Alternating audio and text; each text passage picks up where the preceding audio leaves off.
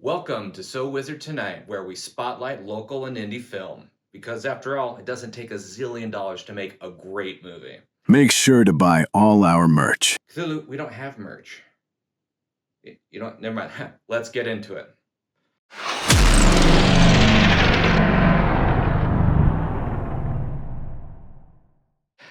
Welcome everyone to So Wizard Tonight. Woo, woo, woo. Or that's what I'm calling it tonight. So Wizard Tonight? Yeah, So Wizard, because I am So Wizard. You can find me on the Instagrams and all the things, and So_Wizard, because it's So Wizard. Yeah, that's it. And today I am joined by Lloyd. Lloyd, introduce yourself. Tell us where to find you. Oh, geez. I'm Kent Lloyd, as before mentioned. I'm a stunt coordinator, and I also own a self-defense gym in Linden, Utah, called Utah Valley Self-Defense. You can find Utah Valley Self-Defense at UV Self-Defense on Instagram. If you're looking more for the stunt stuff, you can look me up at Spearhead Stunts. Mm-hmm. Yeah. So, yeah, we're here to promote film stuff, and that's what we're supposed to do. So, let's get right into it. All right. Okay. So, Lloyd, we need to figure out who you are. Okay. The people need to know. Okay. Right? They need to know. So, where did you come from? What's your movie journey or stunt journey? Or Oh, geez. I'm going to talk as fast as possible and try to cover the whole journey in under 3 minutes. All right. Okay, you ready? Do it. It all started off when I was really, really sick when I was 13 years old. I was a sick child. No, I had like a fever of 103 degrees for like 2 weeks. It was bad. Wow. And I'd watch like every single movie in the house except for two. And then I watched The Lord of the Dance and The River Dance. And while I was sick, I told my mom, hey, I want to do that. And then she waited like 2 weeks for me to not be sick anymore. And then she asked me like, hey, were you serious about that? Or is that like a fever dream? I was like, oh, no, I think it's probably one of the coolest things in the world. I want to get into Irish step dancing. So she got me into clogging, because that was the closest thing that she could find. I went from clogging to ballroom. I went from ballroom to contemporary. And then I went to high school. My dance career got me into theater. Theater got me into Shakespeare. Shakespeare got me into stunt coordination. And so that's what got me interested in what I do now. Been doing it now for 16 years as a result. It kind of came a little bit more naturally to me because of my dance background. I was already used to, because of my dance teachers, about being more worried about telling the story through dance rather than just like, we're dancing and it's about nothing, which is a lot more of what my college dance career was about. And I was like, this feels not as good. But yeah, also like being able to find your audience and like making sure you're always opening up. There's a lot of things that came from my dance career that transferred very naturally to stunts, which was very fortunate for me. From stunts, went on a mission, came back, took a jiu-jitsu class in college. I was noticing that everybody that I knew that was a stunt professional in Utah, they had like black belts in one or multiple fighting styles. So I told myself as soon as I graduated college, I was going to go get some black belts, which is exactly what I did. Yeah. I now have my black belt in both Taekwondo and in Krav Maga. And once I earned my brown belt in both, I was like, ooh, should I open up a gym? Because I noticed that there was a very big gap. There's a gym in Santaquin for Krav Maga, and there's that's the one that I trained at, and then there's another gym in Sandy.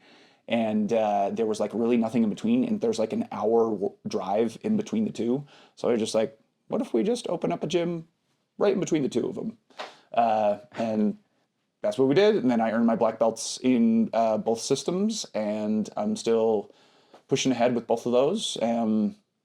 I split off from my old Krav Maga association and started my own called Spearhead Krav Maga. And it tried to fill in all the holes that were missing from our old association, and just trying to make it more realistic and trying to expand safety for everyone. So the journey for being better on film turned into, here's these actually like useful skill sets that people actually want to learn. So it's nice that both can be working in tandem. So yeah. So is that 3 minutes? Roughly 3 minutes. Okay, cool. Yeah, no. Well, like, so how did, like, when you're talking about telling the story with dancing, right? How would you like? How would you go about like telling the story with an action scene or a stunt scene then? Ooh, great question. I think gone are the days where stunt coordinators just kind of show up on the day of filming, and the writer has just gone, they fight and this thing happens, and then they continue on with like the story afterwards. Like they used to do that a lot back in the day. Now it's my job as a stunt coordinator to basically say, okay, who are these characters? If I am an American citizen and I'm fighting in a bar, it's probably going to be a lot more untrained type violence. But if I'm an assassin, I go, okay, I don't get to necessarily fight with every single skill set that I have, but I get to look for the character's origin country. Well, if I'm from Russia and I'm a special operator from Spetsnaz, I think. yeah, if I'm a Spetsnaz, then I'm not going to use Krav Maga. I'm not going to use my jiu-jitsu. I'm not going to use any of my other stuff. I'm going to use Sambo. If I'm a special, what's it called? Special unit? No, what's it called? Why can I not think of the term? I don't even like. I've never heard of Sambo. Special ops. There it is. Special ops. Yeah. I've never even heard of Sambo though. Oh yeah, no. So Sambo's really cool. It's basically Russian wrestling, but with headbutts.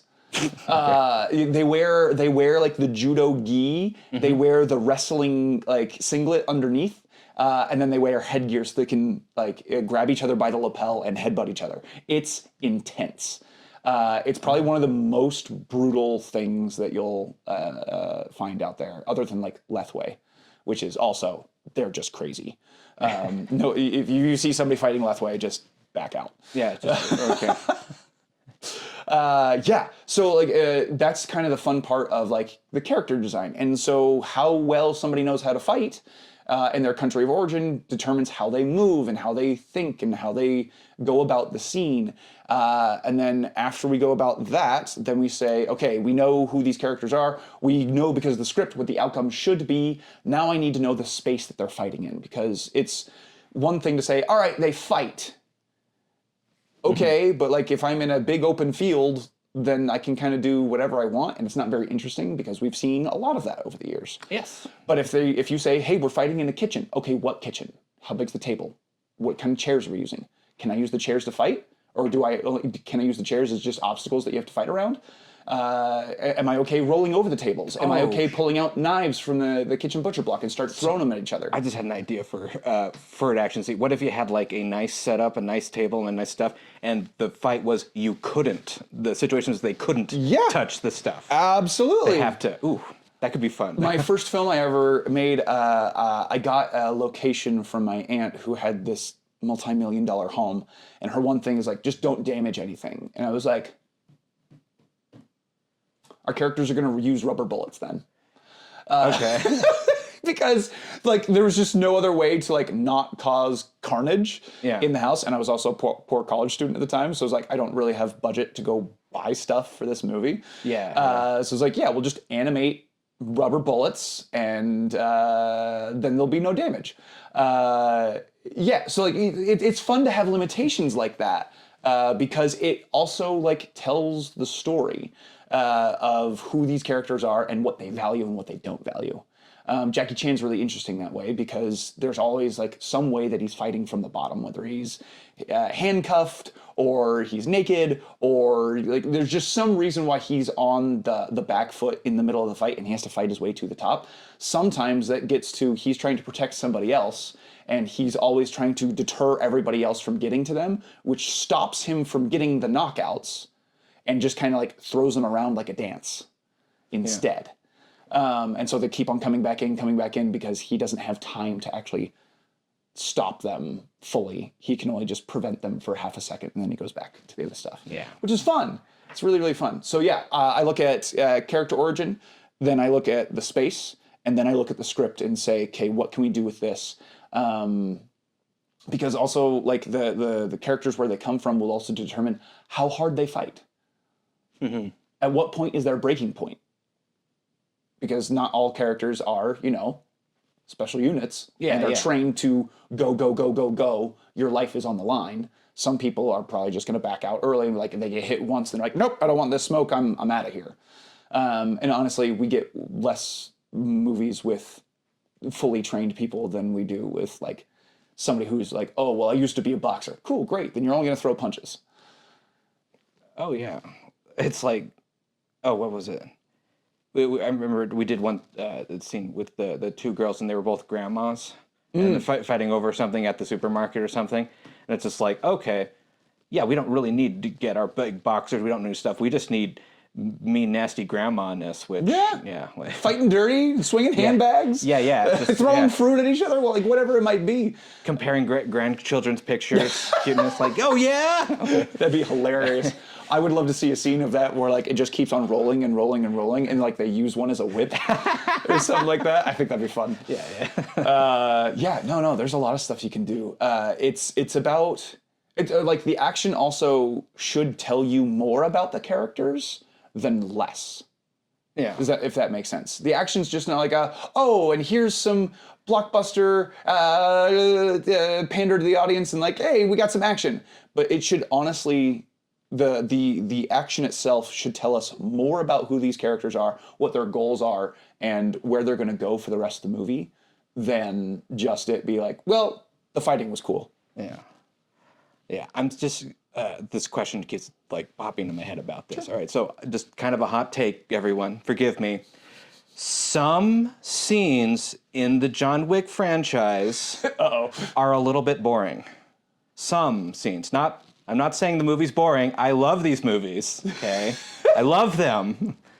But sometimes the action seems to go on, and it doesn't seem to... That is a hot take. Is that okay? It's a very hot take. Oh, okay. I do know the movies that you're referring to that feel like the movie is being elongated unnecessarily. You know what? Okay, let me actually backtrack. Okay, a different example of this principle I'm trying to talk about. Sure. Any Transformers movie. Oh, okay. It's just like there is so much action that is so crazy all of the time that at one point you've only seen, you can watch one action movie and you can watch one action scene in a Michael Bay movie and put it over every action movie, every over sequence in the entire movie, because they all feel the same. And so that's why sometimes in some scenes of John Wick, like I just like, okay, this goes on a bit too long. Interesting. I disagree. Okay. And let me explain to you why. John Wick and also like The Fall Guy, are both made by the same stunt people.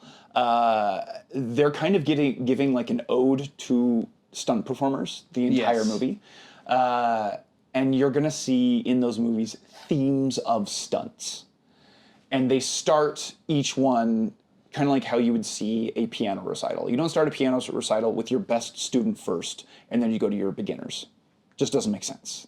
Okay, you're gonna make that second student feel very inferior, and like the first student's gonna feel like a dick. Okay. However, if you start from your most basic student and then build up to your most advanced student, the performance becomes more and more and more interesting. And we're happy for the basic people, we're happy for the intermediate people, and we're happy for the super advanced people. When you see those scenes in the John Wick movies, they're showing you, here's the most basic version of John Wick 4. Hopefully I'm not giving any spoilers. It's been out for a long time. You should have seen it by now. But at the end of John Wick 4, right before the final fight, there's an entire stair fall sequence. Yes, okay. Stair falls are kind of like a staple that stunt people need to be trained in. And so they go from the most simple form of stair falls, which is like short 1 or 2 rolls, and then like they just kind of fall over and they're done. And then like they go all the way up the stairs, they go all the way back down the stairs, and they have to go all the way back up the stairs again. And then you see the stunt performers that John Wick's taking out. They start rolling longer and longer and longer and longer, which takes more and more skill to be able to do and not hurt themselves. You also see a lot more skill, and it's one of my favorite shots that I don't think most people would notice. There is a guy who comes in from screen right, and he comes in careening diagonally towards John Wick. he gets right to the edge of the stairs because there's like that sloped brick, and then it gets right to the edge of the stairs. He sees he's about to hit Keanu Reeves and then changes his angle of trajectory and then goes straight down. The level of skill that they're showing the further and further each one of those scenes goes is absolutely incredible. So also in John Wick 4, you have the nunchuck scene. It goes from really basic nunchucks to a lot more advanced nunchucks, and you get bigger and bigger stunts until they feel like they've exhausted as much of that stunt that they can, and then they cut and they say, hey, let's do a new theme. If that makes sense. So this is yeah, that makes total sense. It's like we're building off of it's building off of it. I can think of like I love the knife scene in John Wick 3. Yes, when he's chucking the knives, Well, the knife when he's chuck, like also and trying to build the it's revolver. It's just like it's this build up of just like it's so crazy, and it's just one little part and what's up. So yeah, I guess my it's not like I have an issue. It's not like I'm sitting there and Sure. like I'm not turning my nose up at this. I'm just yeah, no. It's just like, okay, how many times can you punch a guy in the face where that gets repetitive? But like in the later movies, they start to really, I mean, they do it to a degree in John Wick 1, but in 2, there's like, okay, this is the situation changed. Let's explore this situation. Yes. And then it starts going stuff. So Yes. I mean, as far as like the stunts go, it just gets better and better and better the entire time. Which honestly, I had like a huge worry about them making ballerina. I'm like, oh no, how are they going to make this interesting after John Wick 4? Because after John Wick 4, I felt like they had exhausted between John Wick 1 and 4 just about every cool special operator type action that they could find. And then they made ballerina, and I was like, ooh, this feels like they went back towards the grounded realism of like John Wick 1 / the first half of 2. Yeah. And I was like, ooh, this became a lot more interesting. And they still found more weapons to be like, all right, now we're gonna have this kind of fight, and we're gonna escalate, and then we're gonna switch the weapons, and we're gonna escalate to actually show how good these people are. And I was like, I don't know how they did it, and I don't know how they're gonna keep doing it, but I'm so excited to find out. Oh, man. Do your tentacles feel dry, brittle, unworthy of striking fear into little children? Ha! No longer. With Cthulhu's custom tentacle cream, trademark patent pending, you'll have the glossiest, silkiest, most luxurious appendages in all the abyss. I massage it into my own beard tentacles every morning. And look at this shine. So smooth, so sinister. That's the truth. All right, cool. All right, well, let's get into like what's going on right now for you. Oh, geez, so much. Yeah. We're working on the Spearhead Stunts team, which you're a part of. I am. Yeah. I'm there. So Tennyson came to us with the intent of like, hey, I'm an animator. I really want to do action animation. I want to understand how stunts work in general so that we can animate it better rather than just doing whatever I want and having it be ungrounded, unreal. Which is a really cool angle to come at stunts from, honestly. It's very unique, and I really love that. Because honestly, not enough people who are in the filmmaking industry have that focus. They kind of go off of reference footage and be like, well, whatever they did is going to be what I animate over, and just do that. Yeah.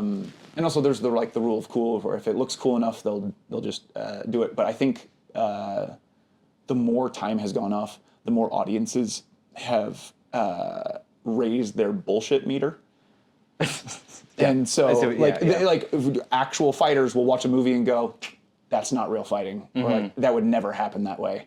And so it pushes stunt coordinators and stunt performers to be more grounded, even if they are doing things fake for movies. Yeah, no, I saw a thing recently where talking about audience have just gotten smarter. Yes. Smarter and smarter because we've been just Hollywood in general and filmmaking in general has been feeding more clever and more clever plots. Yes. And it just gets more clever and more clever to the point that you're like, okay. It got to the point where what came out recently was K-pop Demon Hunters. So good. Yeah, so good. But like, I knew the entire plot from the name. Oh yeah, but it doesn't need to be any more than it is. Yeah, but it's like I've been so well trained that I'm just like, yeah, I know exactly what's going to be happen. That was just that movie is a great example of just like, oh, we're not trying to be something insane. We're trying to be exactly what we're trying to be. We're being honest. And this is what we want. It hit the perfect line of just serious enough and just silly enough that like it was able to connect with I think every audience out there. Almost immediately. But by the end of the first song, which is like 5 minutes into the movie, by the end of that first song, you're like, we've established the tone. I like the tone. Yes, yeah, it's a fun tone. It's good, yeah. So just stuff like that. We've been getting smarter and smarter. About stunts though, like what are we doing now? Our team, we're working on a movie called Silent, which is a really fun one. It's directed by Justin Winch. He's also writing it. It's his first kind of move into actually directing. He's been editing for years, been working on really big budget stuff for a long time. And the way he pitched it to me was think medieval Jack Reacher.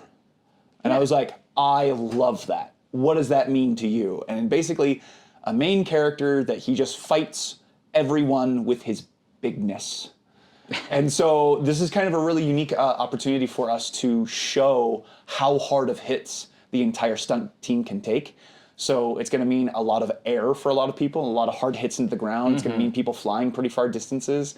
It's going to mean some pretty advanced hits to the ground, like we've popped in some scorpion falls and stuff like that, which is a little bit more of an advanced fall, but I'm very excited for that one to come out. It's just, this one's going to hit really, really hard. And this one's also really dynamic because this is like towards the end of the movie, hopefully this isn't spoilers, there's going to be a one versus many fight that's incredibly dynamic.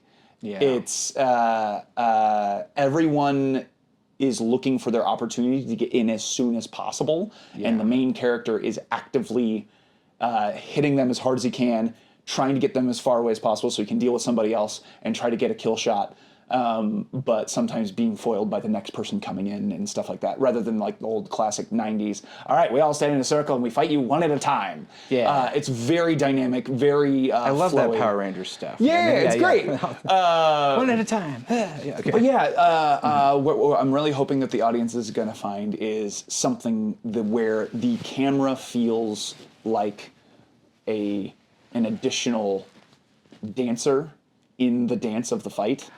Rather than just action, action, action, camera change, action, action, action, action. I really hope that the camera movement will help you feel like you're more in the action rather than that. Actually reminds me of just like something that you do specifically that I don't see anyone else do this at all, and I think it's fascinating. You treat the camera like it's a character in the scene. It should be. It absolutely should be. I mean, this is one of the, as you were just talking about how like the audiences have gotten smarter.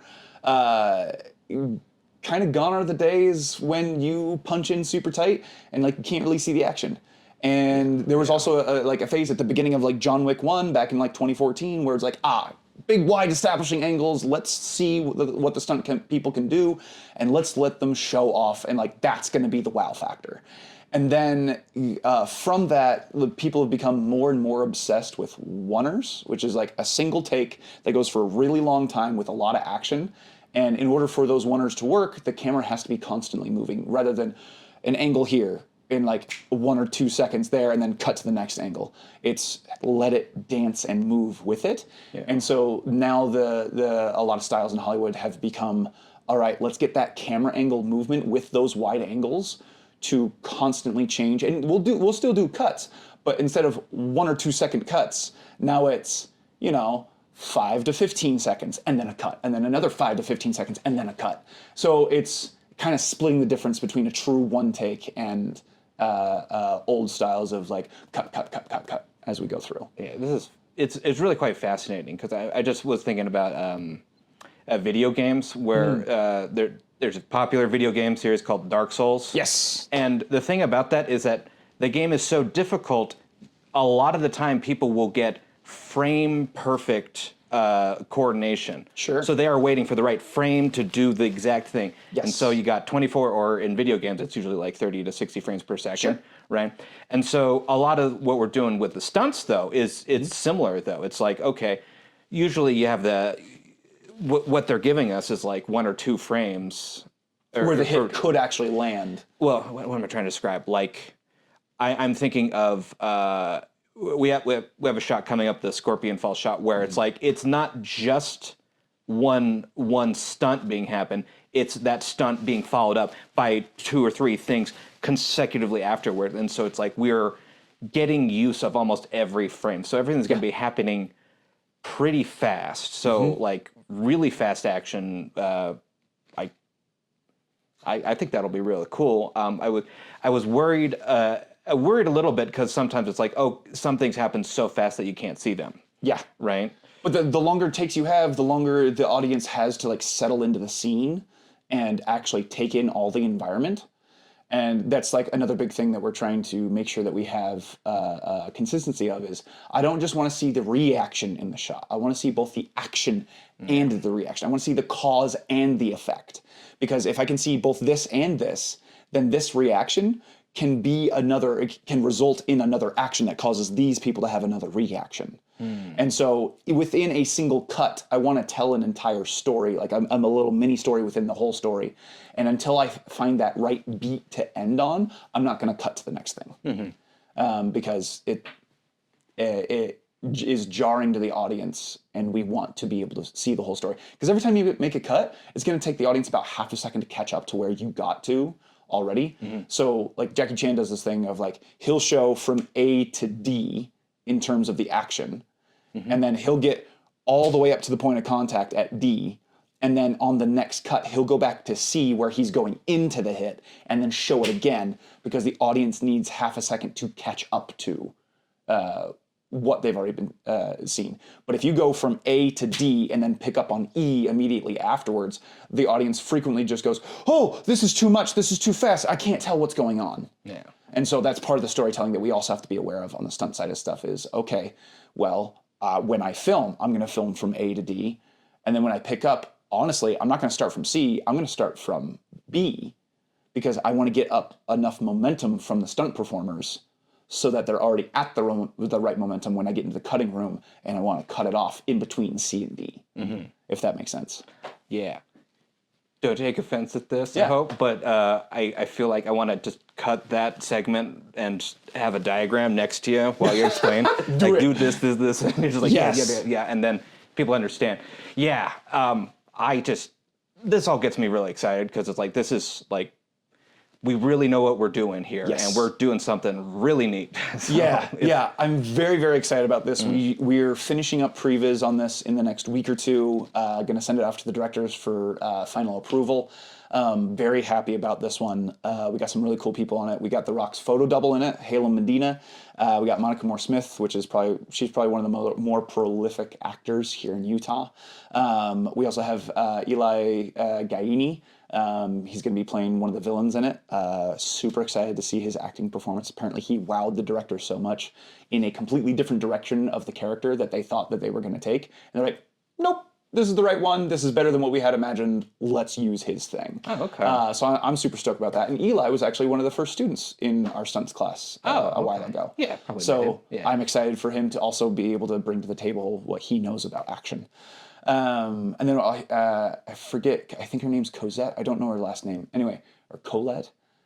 You might want to edit that part out. The fact that I don't know her name. Anyway, we have a singer that's coming in, and she's going to be able to show off her singing as a part of this because there's going to be some fun witchcraft stuff in the middle of all this whole thing. So it should be a good time.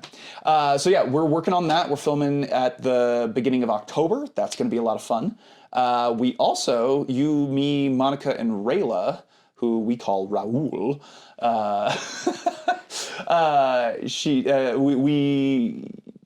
to tell the story actually better, and again, you might want to cut out some of these ums, ers, and Don't worry about it. What actually happened is in the stunts class, you guys were assigned to just like start making up some choreography. And then you got it to tell a story from A to Z. And then you're like, hey, come take a look at this. Let's actually previs this. And then we started shooting some angles. And then in that previs process, you got me hooked on your storyline. I was like, ooh, this is going to be really cool. And I just kept on like iterating and iterating and iterating. Like we kept on adding more layers to it to make it more intriguing rather than just like a super basic stunt scene for people's stunt reels. It's like a 3-minute short. It's the story of a cop who's getting interrogated. And the layer that I, unfortunately, for Rayla's, how do I say, misfortune, I had the idea of, at the very beginning of the film, what if we waterboarded her and clogged up her ears? And what if the entire purpose of this scene is that we are able to experience what she's experiencing through her own audio? So it's very audio edited. That went through so many iterations of that audio for many, many different reasons. But I think we finally landed on a version where the audiences can feel a little bit of the terror of what it feels like to be in a kill room and also not be able to understand what's actually going on and having to fight for your life. So I'm very excited about that. Yeah. We've submitted it to 7 different film festivals. It's gotten accepted to 2 so far. The Haymaker Film Festival here in Utah, and then also It's Only a Movie Fest. The other 5 are still getting back to us. We'll know by, hopefully, August 23rd for the next 3 of them, and the next couple will let us know shortly thereafter.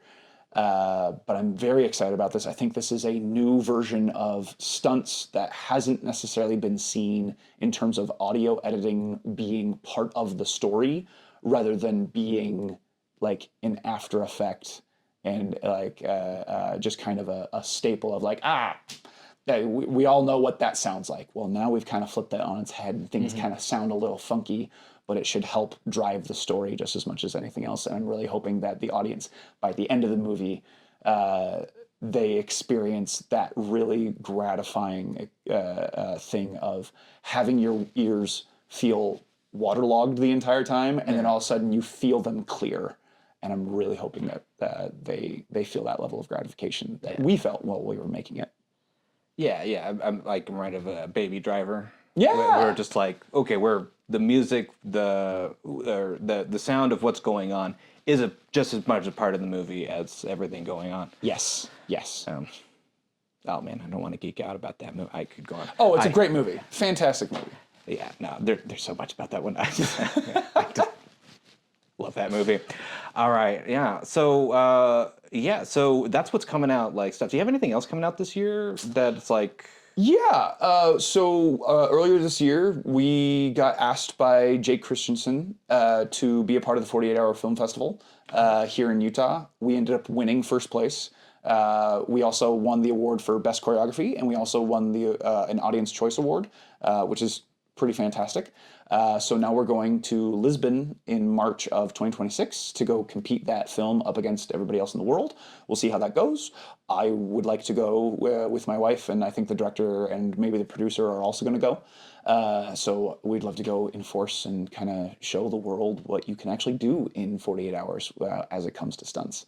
And it was a very stunt-heavy production, which is really, really fun. It was really cool to be able to show off the stunt team and how well we work together as a team. And I know the director was very impressed because he's never worked with us before in terms of a team coming in. He's always worked with me as a stunt coordinator, trying to get non-stunt people to try and do stunts, and it taking a while. But we were able to nail almost everything in like the first 1 or 2 takes and then move on, which was dope. You actually have a really great hit in that one. Yeah, I do. She elbows you right in the head and just...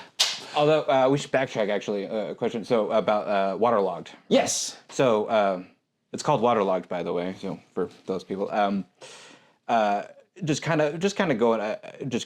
My question's about like any stories you might want to share about that or anything there. Yeah. You know, because it's like, I mean, for one, I mean, I'll go ahead and tell the story. It's Sure. Like we didn't know what to call it, and so since I had a Brooklyn accent. Or a New Jersey accent. Jersey accent, yeah. I was just like, yeah, I'm Jersey Mike. and then somehow that stuck, and it stuck way too long. So we called it Jersey Mike. Apparently, someone put some like pictures from the set on Instagram. Yep. And then everyone was like, "Oh, wait, you're doing a commercial for Jersey Mike? Yeah. Nice job, good job, guys." And we're just like, no. I had somebody reach out to me directly, like, "Oh my gosh, I can't believe you got this directing aid for a Jersey Mike's commercial." I'm like, "Thanks," and I just like didn't mind to correct them because by the time they see the movie, they'll totally forget about it. Oh gosh, yeah. So we felt, yeah. Anyway, so we had this big old thing like, we can't call it Jersey Mike, guys. Yeah, but like even the sticks. Like Jersey Mike, dude, like Yeah, take one. yeah. Like we were just that was what we called it, and then we didn't want it. Yeah, it got bad, but we finally settled the name on Waterlogged because that's what it's about. Yeah. And I was very, very happy on the name that we landed on. I kind of, with my wife, we sat down and just like cranked out as many different name titles as possible, and then we just created a poll for the entire stunt team to like vote on, and like it was not even a close vote. Like the Waterlogged had like everyone, and like the second choice only had like 3 votes out of the entire team. It was like, okay, we very clearly found a winner here. It's like, yeah. It just made so much sense. It really It was did. just like, oh, okay, yeah. Well, Yeah, it was cool. It was fun stories from Waterlogged. A couple of things. What I mentioned earlier about Rayla's detriment. I told her we were going to waterboard her. So 2 things about that. You can waterboard people safely on camera, because the thing that makes waterboarding dangerous in real life is the fact that when you tilt your head back all the way and you're having water poured over your face through a rag, is the water dripping through the rag and then going up your nasal passages and then into your lungs. Well, if you plug their nose with a nose plug, all they have to do is like keep breathing out for the entirety of the shot. They'll be fine. So she was fine. The problem with that was she got so wet in that opening scene that we have that she was so cold for the entirety of the shoot. She was like shivering just because she was constantly wet. And I think she had her costume covered her absolutely like entire body. Oh, she's wet. And so she was wet the entire time that we were shooting. Contrast this to Monica, who we put in sweatpants and a sweatshirt, and we were filming day for night in the middle of summer in a garage, and we didn't realize that as we would close the garage doors, exactly how muggy it would get in there after we had been spraying water on. It got so humid. So here we have the 2 contrasts of Rayla shivering her butt off, and then Monica sweating her guts out for the entirety of filming, and I was just like, oh no, what have we done? So like in between like every like shot changeover, I was told like as much of the first team as possible, like, hey, go back inside, warm up / cool down, like take off as many layers as you need to like get back to where you need to, and then like let's wrap up and let's go in again. That was really fun. We had a 1 shot on that one that was actually quite long. There's only like, I want to say 15 shots in the entire 3 minutes. And the average length of each shot is about 15 seconds. Which for an action short... That's insane. Yeah, if like the modern audience is used to a cut every like... less than 6 seconds, because less than 6 seconds. It's usually like a hit, Yeah. cut. And it's like, there's a couple of shots that are shorter, which means that there's other shots that are even longer than 15 seconds. Yeah. And I think that the camera movement on that one also helps tell that story, which I know that the lighting guys absolutely... when I told Evie Gaini, I was like, hey man, we need to light this for 360 degrees. He's like, no, well, let's just film it for one angle and we'll film the entire thing from that one angle and then we'll flip the lighting. He's like, I don't think you understand me. Here's the previs that we did. And I showed him it, and he's like, there's shots in here that go all the way around. I'm like, yeah, you have to you have to light it for 360. And he's like, Kent, what are you doing to me? Like, I'm sorry, Evie. I'm so sorry. So we used a lot of practical... Imagine like you're a monster. Yeah, exactly. Like, why? Do you know how filming goes? I'm like, yes, Abby, I do. But when it comes to stunts, like it's fun to be able to have those shots that, you know, cross the line of the 180-degree rule. Yeah. It's fun to be able to have those shots that are a little bit longer and like wind and curve, and like the motion of that action in combination with the actors' performances just helps build tension. Because when you have shot, shot, shot, shot, shot, shot, the audience is worried about catching up. But when it's one nice long shot, they just go, okay, where's this gonna go?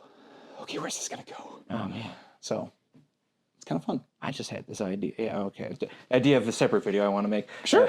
Just a separate video, just like the 180 rule. Yeah. What it is, and then all the ways you can break it in interesting ways. Yeah. Because you can't, if you know what the rule is, you can break it. That's generally how it works. Yeah. Yeah. Okay, man, that was fun. I remember. So I showed Waterlog to my brother-in-law. He looks at this and he was just talking about. He said he had one problem with one particular head when Monica does a headbutt. Sure. And then I was just like, that wasn't a headbutt, dude. She's like, what? That was a spit. That was a spit. She's spitting Rayla's face. She was spitting, and it's just like, yeah. And so then, remember, like, you were telling me about that? Or? Yeah. So that spit, it was actually really funny. That's actually in like one of the more longer one takes. Mm-hmm. And in every other take that we had done previously, she got like big loogies that just spit straight into Rayla's face. And it made it extremely clear that that's what she was doing.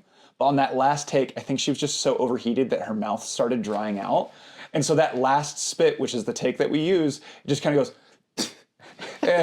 almost into nothing. So again, we did so many iterations of the sound editing. So on the last version, I made it very, very clear through the sound effect right there that she is actually spitting rather than just it kind of sound like nothing and her head looking like she's going forward. But yeah, it's all those things where like, man, I think I got this thing locked down. But on one takes, you really have to make that, you have to make concessions and compromises of like, well, I've got 30 beats in this entire thing, and like this thing looks really cool, but this thing looks less cool. Well, in the next take, well, this thing looks really cool and this thing looks less cool. Yeah. Which things do I really want to have emphasized in the story, and what can I get away with not being as big as I thought it was? Or do I not want to make any compromises, and do I want to do even more takes? Because oneers are infamous for doing between 10 to 30 to, I mean, if you're Jackie Chan, 70 takes just to try and get it right. So it's just a question of how patient are you? Yeah. Well, I think I want to keep going, but I think we should wrap up though. Yeah. So let's talk about this. How do we see the stuff that's coming out? Right? Oh, great question. Yeah. So Haymaker. There is a film festival in Salt Lake. The Haymaker Film Festival, I believe, is on October 10th and 11th. Correct me if I'm wrong. It's 10th and 11th, I believe. 10th and 11th, where it will be showcased, I believe, on the 10th, and I think the award show is on the 11th, so you can come see it there. It's Only a Movie Fest will also be in October. The dates have not been announced there, but there will be a professional movie theater that people can see it in there. And then once the movie's made its official debut in all of the different film festivals, I'll be allowed to actually put it up on YouTube.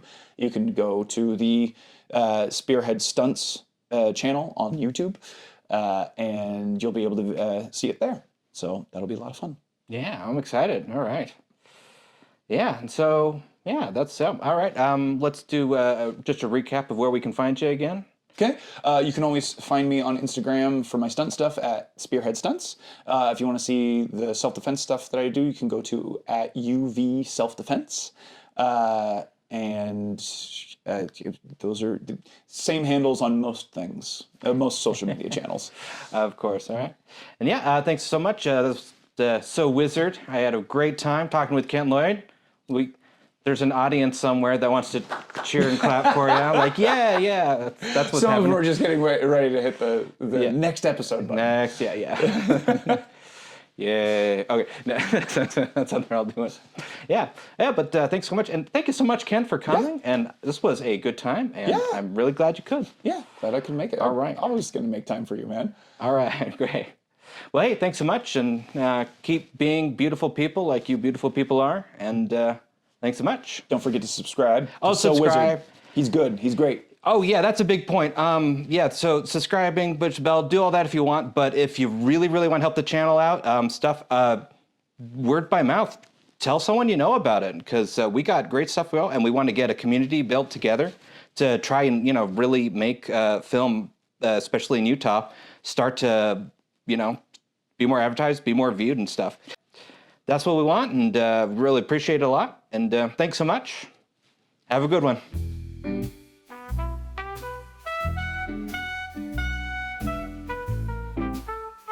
But wait, act now and you'll receive 6 extra jars of glow-in-the-dark barnacle balm, trademark patent pending. Perfect for those late-night summonings. That's right, 6 extra jars, all for just 8 easy payments of 1 human soul.